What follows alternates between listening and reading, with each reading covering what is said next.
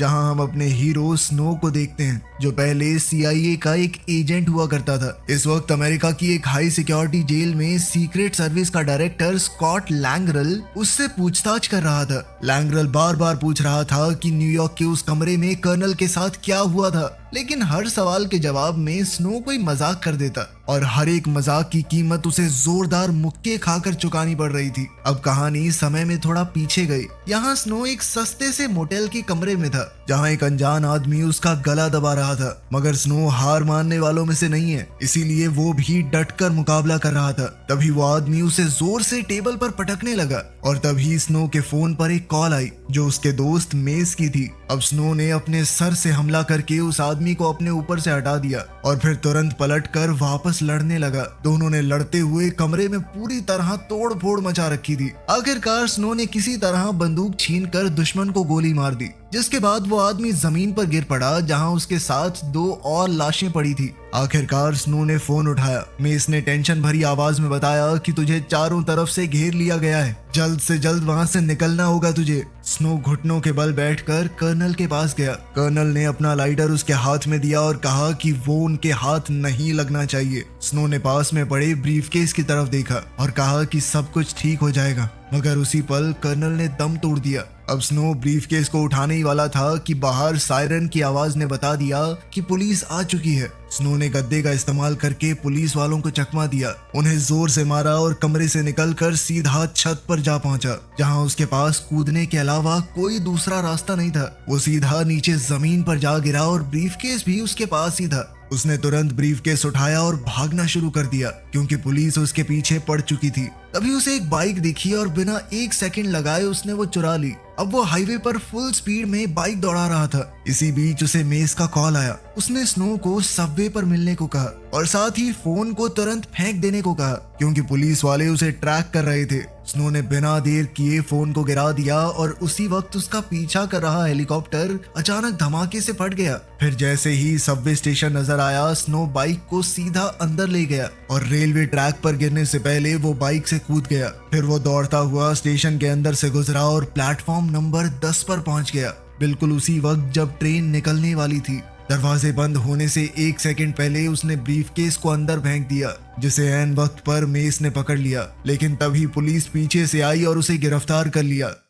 अब कहानी वापस आज के समय पर आई, यानी जब स्नो जेल में था। लैंगरल ने उसे बताया कि कर्नल को निगरानी में रखा गया था, क्योंकि वो स्पेस प्रोग्राम के सीक्रेट बेच रहा था। लेकिन यहीं स्नो का मानना था कि कर्नल तो उन सीक्रेट्स को बचा रहा था, मगर लैंगरल तो मन में सोच चुका था कि कर्नल को स्नो ने ही मारा है। जब स्नो ने इससे मना किया, तब लैंगरल ने मोटेल रूम का एक छोटा सा क्लिप दिखाया, जिसमें स्नो कर्नल के पीछे खड़ा बंदूक चला रहा था और कर्नल जमीन पर गिर गया। स्नो ने कहा कि सच ये नहीं है, पर लैंगरल अपनी आंखों से देखी चीज को कैसे झुकलाता। सवाल बढ़ते रहे, पर स्नो ने एक का भी जवाब नहीं दिया। तभी कमरे का दरवाजा खुला और एक नया ऑफिसर अंदर आया, जिसका नाम था हैरी शॉ। शॉ ने अब लैंगरल की जगह लेते हुए कहा कि आगे मैं संभालता हूँ। तब स्नो शॉ से कहने लगा कि मुझे एक चीज चाहिए जो मैंने आखिरी बार ट्रेन में देखी थी। दोबारा एक फ्लैशबैक शुरू हुआ और हम देखते हैं कि मेस ट्रेन से उतरा और सीधा स्टेशन के लॉकर्स की तरफ गया, जहां उसने ब्रीफकेस को छुपा दिया। लेकिन किस्मत उसके साथ नहीं थी। एक पुलिस वाले ने लॉकर पर लगी हुई की चेन देख ली, जो मेस गलती से वहीं पर छोड़ गया था। मेस घबरा कर वहां से निकलने लगा, लेकिन जल्दी में वो एक आदमी से टकरा गया। इस टक्कर से उसकी बंदूक हाथ से छूटकर जमीन पर गिर गई और अचानक से गोली चल गई, जो सीधा जाकर एक पुलिस वाले को लगी, जिसके बाद दूसरे ऑफिसर ने बिना देरी किए मेस को गोली मार दी और उसे पकड़ लिया। अब इंटेरोगेशन रूम में शॉ ने स्नो से पूछा कि उसका बैकअप साथी कौन था। स्नो ने जोर से कहा कि मैं नहीं बताऊंगा, क्योंकि तुम सीधा जाके अपने बॉस को बता दोगे। लेकिन इसके साथ साथ उसने टेबल पर पड़ी सिगरेट की राख से चुपके से मेस का नाम लिख दिया। अब शॉ पूरी बात समझ चुका था। उसने बिना ज्यादा दिखाए राख को साफ कर दिया और पूछताछ वहीं पर खत्म कर दी। इसके बाद हम प्रेसिडेंट की बेटी एमिली को देखते हैं। वो इस वक्त एक स्पेसशिप में कहीं जा रही थी। उसके साथ उसका बॉडीगार्ड हॉक और उसकी दोस्त कैथरीन भी थे। कुछ पुलिस वाले भी उनके साथ सफर कर रहे थे।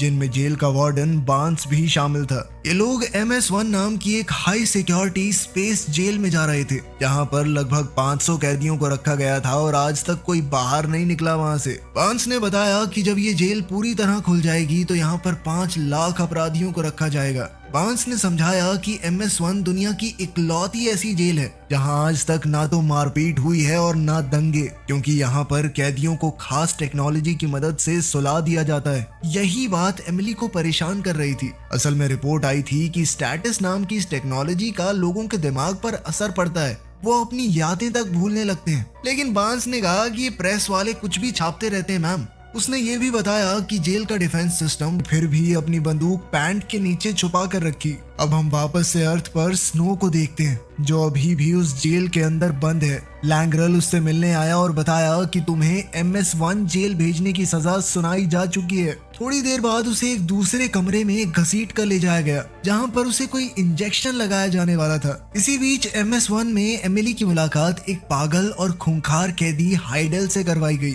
एमिली ने उससे कुछ सवाल करने की कोशिश की, लेकिन हाइडल उस पर ध्यान ही नहीं दे रहा था। हॉक को ये बिल्कुल पसंद नहीं आया और कैदी को कंट्रोल करने के लिए उसने उसका सर टेबल पर जोर से दबा दिया। लेकिन हाइडल ने इस मौके का फायदा उठाया और हॉक की छुपी हुई बंदूक चुरा ली। हॉक को धक्का देकर उसने दीवार के एक हिस्से पर गोली चला दी, जिससे वहां पर एक जबरदस्त धमाका हुआ। इस धमाके से कमरे में मौजूद सब लोग हिल गए और हॉक बेहोश हो गया, मगर हाइडल जरा सा भी नहीं घबराया। उसने अपने पैरों की जंजीरों पर गोली चलाकर खुद को आजाद किया और सीधा एमिली के पीछे भागा, जो पहले ही कमरे से भागने की कोशिश कर रही थी। हाइडल ने उसके पैर में गोली मार दी, लेकिन एमिली ने बीच में दरवाजा बंद कर दिया और किसी तरह वहां से बच निकली। फिर हम स्पेस पुलिस के एक शिप को देखते हैं, जहां पर अलार्म बजने लगे थे और उन्हें MS-1 में लगी हुई आग की चेतावनी मिल चुकी थी। उधर एमिली कंट्रोल रूम में घुसी और एक साइंटिस्ट को छुपने को कहा और फिर वो खुद भी छुप गई, मगर जल्द ही हाइडल भी उस कंट्रोल रूम में घुस आया।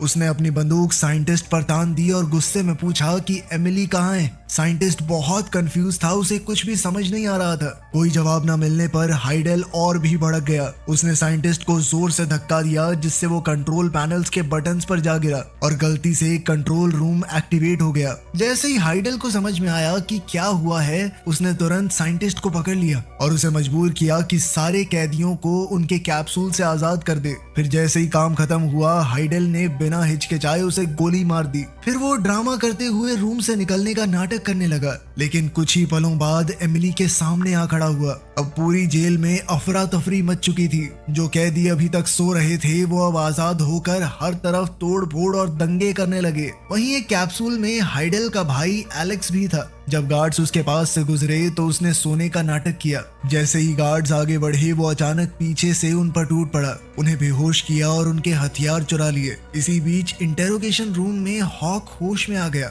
उसे तुरंत समझ आ गया कि कुछ बहुत बुरा हो चुका है, इसीलिए उसने तुरंत लैंग्रल को मैसेज भेजा।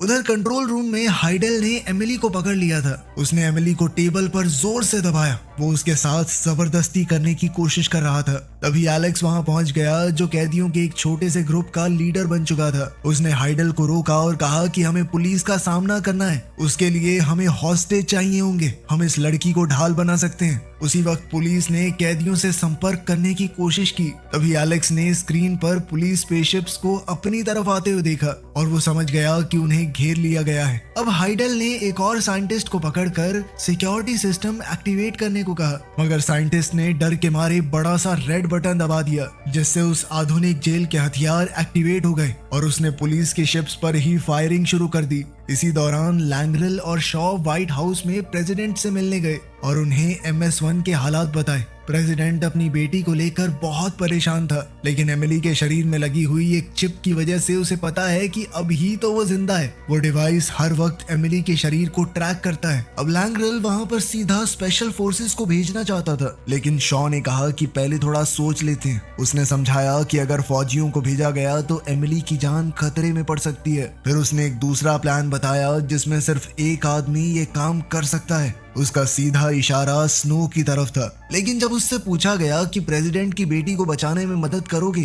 तो उसने साफ तौर पर मना कर दिया। लेकिन जैसे ही शॉ ने बातों बातों में बताया कि मेस भी उसी जेल में है, तो स्नो का फैसला बदल गया। अब उसने लड़की को बचाने के लिए हाँ कर दी। फिर शॉ ने उसका शुक्रिया अदा करते हुए कर्नल का लाइटर वापस उसे दे दिया। उधर MS-1 जेल में सभी बंदियों को एक ही कमरे में बंद कर दिया गया था और अपराधियों ने उनकी आईडी भी ले ली। एमिली को ठंड लग रही थी तो कैथरीन ने पास में लटका हुआ लैब कोट उसे पहनने के लिए दे दिया। वहीं धरती पर स्नो, लैंग्रेल और शॉ एक स्पेसशिप में बैठकर प्लान डिस्कस कर रहे थे। स्नो को टेलीमेंट्री नाम के उस डिवाइस के बारे में बताया गया जो लड़की के शरीर में फिट है, और उस जेल के 5वें माले पर मौजूद एक एस्केप पॉड के बारे में भी, जिसकी मदद से उसे लड़की को वापस लाना है। फिर उसे जेल का नक्शा भी दिया गया ताकि वो पॉड तक पहुंच सके। इसके साथ ही मिशन में इस्तेमाल करने के लिए कुछ बम भी दिए गए। वहीं MS-1 जेल में एलेक्स का हाथ एक लड़ाई के दौरान जख्मी हो गया था, इसीलिए उसने डॉक्टर बुलाने को कहा। उसका एक आदमी बंदियों के कमरे में गया जहां एमिली के पैर पर कैथरीन बैंडेज बांध रही थी। एमिली ने लैब कोट पहना हुआ था तो उस आदमी को लगा कि वो डॉक्टर है। अब वो उसे पकड़कर सीधा एलेक्स के पास ले गया। एमिली ने भी हालांकि OPD स्पेसशिप तक पहुंच गए थे और अब लैंग्रेल ने कमांड संभाली। फिर एक ऑफिसर ने उसे बताया कि एलेक्स ने नेगोशिएटर की डिमांड की है। लैंग्रेल ने उससे बात करने की कोशिश की लेकिन एलेक्स ने कॉल काट दिया। मगर उन लोगों ने स्क्रीन पर एमिली को एलेक्स के पास खड़े हुए देख लिया था, और क्योंकि एलेक्स ने उसके नाम या पहचान के बारे में बात भी नहीं की तो स्नो ने तुरंत अंदाजा लगा लिया कि उन्हें कोई आइडिया नहीं है कि प्रेसिडेंट की बेटी है ये, वो इसे आम लड़की समझ रहे हैं। तभी अचानक एलेक्स उनकी स्क्रीन पर दोबारा दिखाई दिया। उसने ठंडे अंदाज में कहा कि मैं एक छोटा सा नमूना दिखाने वाला हूँ। फिर उसने बांस को पकड़ा और सीधा स्पेस में बाहर मरने के लिए छोड़ दिया। साथ ही एलेक्स ने उन्हें चेतावनी दी कि 1 घंटे बाद एक और शो होगा। ये फैसला लिया गया कि लैंग्रेल कैदियों से बातचीत करने की कोशिश करेगा, जबकि शॉ और स्नो मिशन को जारी रखेंगे। इसी दौरान एक पुलिस वाले को MS-1 पर नेगोशिएटर बनाकर भेजा गया। उसने एलेक्स से अकेले में बात की और समझाया कि अगर वो कम से कम एक बंदी को आजाद कर दे तो आपस में थोड़ा भरोसा बढ़ेगा, बातचीत कहीं जा सकती है। तब एलेक्स इसके लिए मान गया और ऑफिसर ने कहा कि एक जख्मी औरत को रिहा करना सबसे सही रहेगा। इस पर एलेक्स ने तुरंत एमिली का नाम लिया, लेकिन हाइडेल को वो पसंद थी। वो नहीं चाहता था उसे आजाद करना। अब क्योंकि जख्मी औरत को आजाद करना है तो उसने कैथरीन को तुरंत गोली मार दी ताकि उसे भेजा जा सके, लेकिन वो वहीं पर मर गई। उसी वक्त स्नो को जहाज पर चढ़ने का मौका मिल गया, लेकिन एक कैदी ने उसे देख लिया और तुरंत एलेक्स को चेतावनी दे दी कि ये सब एक चाल हो सकती है। तब एलेक्स ने बिना सोचे समझे नेगोशिएटर को गोली मार दी और अपने भाई को ऑर्डर दिया कि जो आदमी जहाज में घुसा है उसे ढूंढ कर खत्म कर दो। इधर शॉ रास्ता बता रहा था और स्नो उसकी बात मानते हुए शिप के अंदर घुस गया। अब एलेक्स को एक डिजिटल न्यूज़पेपर मिला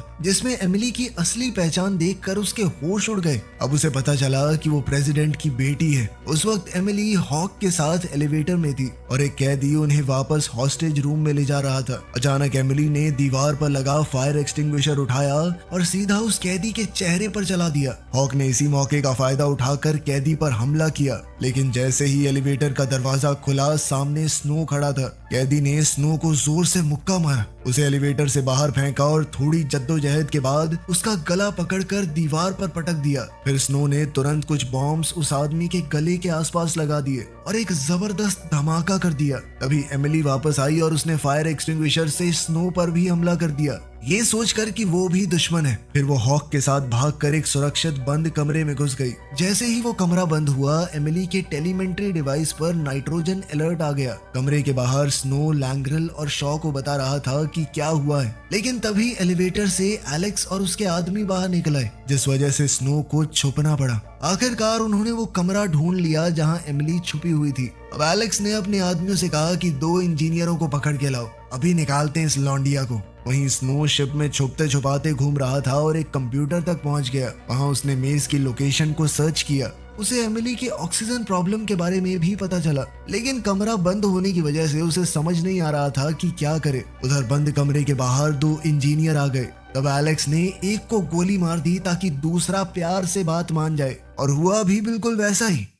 इसी बीच स्नो शिप के एसी डक्ट के अंदर रेंग रहा था, मगर वो ये नहीं जानता था कि एक कैदी उसका पीछा कर रहा है। आखिरकार वो जहाज के टोर्सियन सिस्टम तक पहुंच गया, जो जहाज में पृथ्वी की तरह ग्रेविटी बनाता है। अब जैसे ही वो आगे फिसले तो कैदी उस पर टूट पड़ा। फिर दोनों हवा में तैरते हुए लड़ने लगे। स्नो ने उसे जोर से धक्का दिया और एग्जिट के एज को पकड़ लिया, लेकिन कैदी ने उसकी टांग पकड़ ली। वहीं कंट्रोल रूम में बैठा हाइडेल ये सब कैमरा पर देख रहा था। उसने तुरंत कंट्रोल्स पर गोली चलाकर टोर्सियन सिस्टम बंद कर दिया। अब ग्रेविटी खत्म होते ही स्नो के लिए लटकना मुश्किल हो गया। फिर उसने कैदी को गोली मारकर हटा दिया, लेकिन अचानक रस्सी टूट गई और वो सीधा नीचे गिरने लगा। पर तभी शॉ के लोगों ने टोर्सियन सिस्टम वापस से एक्टिवेट कर दिया और स्नो बिल्कुल प्लान के मुताबिक फिसलता हुआ बाहर निकल गया। उधर सिक्योर रूम के अंदर एमिली और हॉक बाहर की आवाजें सुन रहे थे, जहां लोग दरवाजा तोड़ने की पूरी कोशिश कर रहे थे। जो इंजीनियर दरवाजा खोलने की कोशिश कर रहा था वो नाकामयाब हो गया। अब जैसे ही नए इंजीनियर को उसकी जगह पर बुलाया गया, एलेक्स ने बिना हिचकिचाए पहले वाले को गोली मार दी। खैर अंदर ऑक्सीजन खत्म होने वाली थी। हालात इतने खराब हो चुके थे कि हॉक ने अपनी जान कुर्बान कर दी ताकि बची हुई ऑक्सीजन एमिली को ज्यादा देर तक मिल जाए।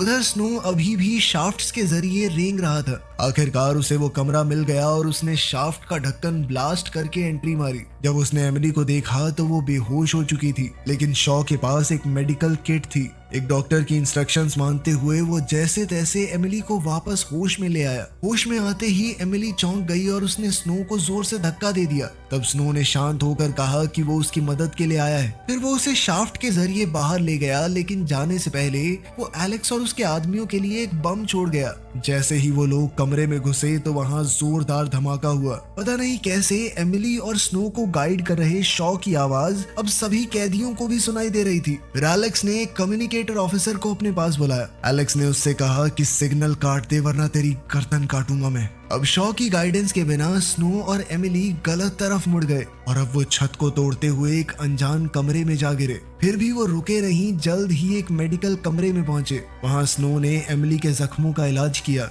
और साथ ही उसे बताया कि तुम्हारे पापा प्रेसिडेंट ने मुझे भेजा है। तब एमिली ने पूछा कि बाकी लोगों का क्या, उन्हें भी तो पकड़ा हुआ है। तब स्नो ने सीधा जवाब दिया कि मैं सिर्फ तुम्हें बचाने आया हूँ, बाकियों से मुझे मतलब नहीं है। जब एमिली नहीं मानी तो स्नो ने उसे नक्शा और बंदूक देकर कहा कि इतनी चिंता हो रही है ना सबकी, तो जाके बचा ले। लेकिन एमिली को यही समझ में नहीं आ रहा था कि वो है कहाँ पे। अभी शिप की हर स्क्रीन पर एलेक्स का मैसेज आया। उसने एमिली की आईडी की फोटो दिखाई और सबको ऑर्डर दिया कि अगर वो दिखे तो उसे पकड़ ले। ये देखकर स्नो को उस पर तरस आ गया और उसने कहा कि इतना मत सोचो, मेरे साथ रहो। इसके बाद दोनों एक स्टोर रूम में घुसे।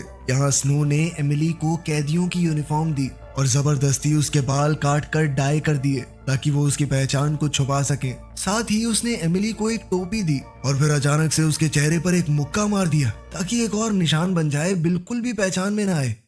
उधर पुलिस वालों के जहाज में लैंगरल एलेक्स से बात कर रहा था। तब एलेक्स ने खुलकर कह दिया कि मैं जानता हूँ एमिली कौन है। अगर तुमने हमारी मांगे पूरी नहीं की तो बहुत नुकसान होगा तुम्हारा। कुछ घंटों बाद प्रेसिडेंट भी वहां पर पहुंच गया। अब स्नो ने भी कैदियों की यूनिफॉर्म पहन ली थी। इसके बाद वो एमिली को लेकर मेन कंटेनमेंट एरिया में गया। शुरुआत में तो वो भीड़ में ऐसा घुले कि किसी को शक ही नहीं हुआ, लेकिन आगे एक जगह जाकर पासवर्ड चाहिए था, जो सीधी सी बात है उन्हें नहीं पता था। तब स्नो ने हालात संभालने के लिए कैदी को जोर से मारा और भागने लगा।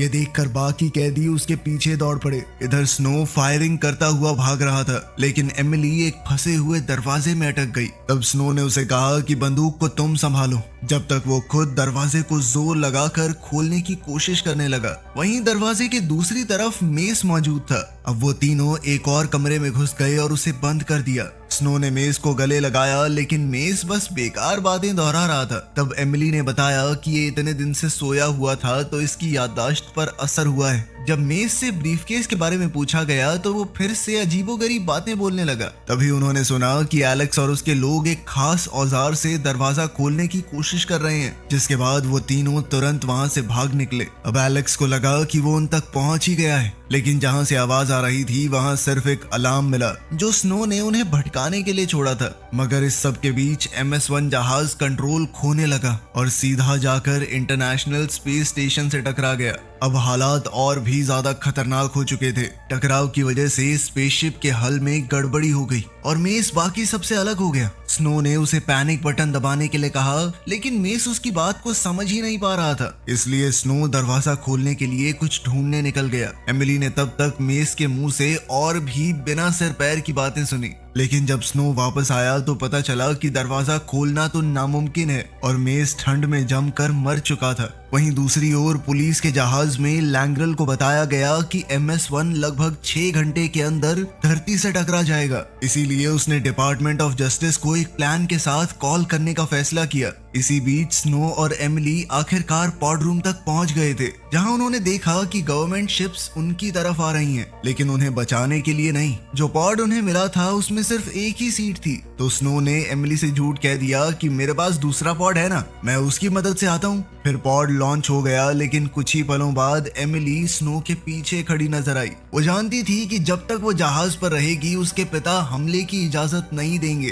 क्योंकि वो अभी भी मासूम लोगों को बचाना चाहती थी। वहीं स्नो मदद तो नहीं करना चाहता था, लेकिन एमिली ने झूठ बोलकर उसका मन बदल दिया कि मेस ने मुझे मरने से पहले ब्रीफकेस की लोकेशन बता दी थी। तभी हाइडेल शिप की स्क्रीन्स पर आया और उसने धमकी दी कि अगर एमिली ने अपनी लोकेशन नहीं बताई तो वो हर 3 सेकंड में एक हॉस्टेज को मार देगा। तब एमिली ने मजबूर होकर अपनी लोकेशन दे ही दी, लेकिन हाइडेल ने फिर भी सभी मासूम लोगों को मार डाला। फिर स्नो ने उसे खींचकर एलिवेटर में डाला ताकि यहाँ से निकल सके, और तब एमिली ने सच बताया कि उसे ब्रीफकेस की लोकेशन नहीं पता। अब एलिवेटर फ्लोर्स के बीच में अटक गई थी, तो स्नो ने जोर लगाकर दरवाजे खोले। फिर दोनों एक कमरे में कूद गए जहां उन्हें सबूत मिले कि कैदियों पर एक्सपेरिमेंट किए जा रहे थे। लेकिन तभी एलेक्स और उसके आदमी वहां पहुंच गए। स्नो ने बचने की कोशिश की, लेकिन एक गोली ने उसे शाफ्ट्स में गिरा दिया। इसके बाद एलेक्स एमिली को वापस कंट्रोल रूम में ले गया। उधर शाफ्ट में जब स्नो को होश आया तब शॉ ने एक प्राइवेट लाइन की मदद से उससे बात की। शॉ ने सबसे पहले मेस के बारे में पूछा और फिर बताया कि यहाँ से निकलना कैसे है। उधर कंट्रोल रूम में एलेक्स लैंग्रल से बात कर रहा था, जो उसे हमले की धमकी दे रहा था। एलेक्स ने एमिली से कहा कि वो अपने पिता से हमला बंद करने को कहे, लेकिन एमिली ने कहा कि पूरी जेल को उड़ा देना चाहिए, सिर्फ दरिंदे बचे हैं यहाँ पर। लेकिन फिर भी प्रेसिडेंट ने हमला करने से मना कर दिया, जिसके बाद लैंग्रल ने कॉन्स्टिट्यूशन रूल्स का इस्तेमाल करके उन्हें उनकी पोस्ट से हटा दिया, क्योंकि प्रेसिडेंट अपने निजी मामले को देश से ऊपर रख रहा था। इसके बाद लैंग्रल ने हमले की इजाजत दे दी। एलेक्स और हाइडल ने जब सामने से आ रही शिप्स देखी तो दोनों के बीच जोरदार झगड़ा शुरू हो गया। हाइडल ने अपने ही भाई को चाकू मार दिया और एमिली के पीछे भाग रहा था, लेकिन बिल्कुल सही वक्त पर स्नो वहां पहुंच गया और उसने हाइडल को बेहोश कर दिया। यहाँ MS-1 सिक्योरिटी शिप्स की गोलीबारी का सामना कर रही थी और कैदी उनका पीछा कर रहे थे। तब स्नो एमिली को एक कमरे में ले गया, जिसके बारे में उसे शॉ ने बताया था। अब दोनों ने दरवाजा लॉक किया, स्पेशल स्पेस सूट्स पहने और जहाज में धमाका होने से बिल्कुल पहले उससे कूद गए। धमाके की फोर्स ने उन्हें इतनी जोर से धकेल दिया था कि वो सीधा धरती पर लैंड कर गए, जहां पुलिस ने उन्हें ढूंढ लिया और आखिरकार एमिली को रेस्क्यू कर लिया गया। फिर स्नो को दोबारा से गिरफ्तार कर लिया गया। कुछ दिनों बाद एमिली हॉस्पिटल बेड पर थी जब उसके टैबलेट पर लिखे एक कोट ने उसे सब कुछ समझा दिया। अब वो मेस के आखिरी शब्दों को समझ चुकी थी, यानी अब उसे सच में ब्रीफकेस की लोकेशन पता थी। अब एमिली तुरंत हॉस्पिटल से निकलकर सीधा स्टेशन पहुंची और मेस के शब्दों में छुपा हुआ नंबर डिकोड किया। उसी नंबर की मदद से उसने सही लॉकर खोलकर आखिरकार ब्रीफकेस हासिल कर लिया। इसके बाद वो मोटेल रूम भी गई और वहीं हमें पता चला कि उस दिन आखिर क्या हुआ था। स्नो ने बिल्कुल उस वक्त गोली चलाई थी जब एक छुपे हुए हमलावर ने कर्नल पर गोली चला दी थी, और लैंग्रल जो कि साथ की बिल्डिंग की छत से सब कुछ देख रहा था, उसे लगा कि गोली स्नो ने ही मारी है। फिर एमिली ने ब्रीफकेस अपने पिता को दिया और कहा कि कुछ तो आपको करना होगा।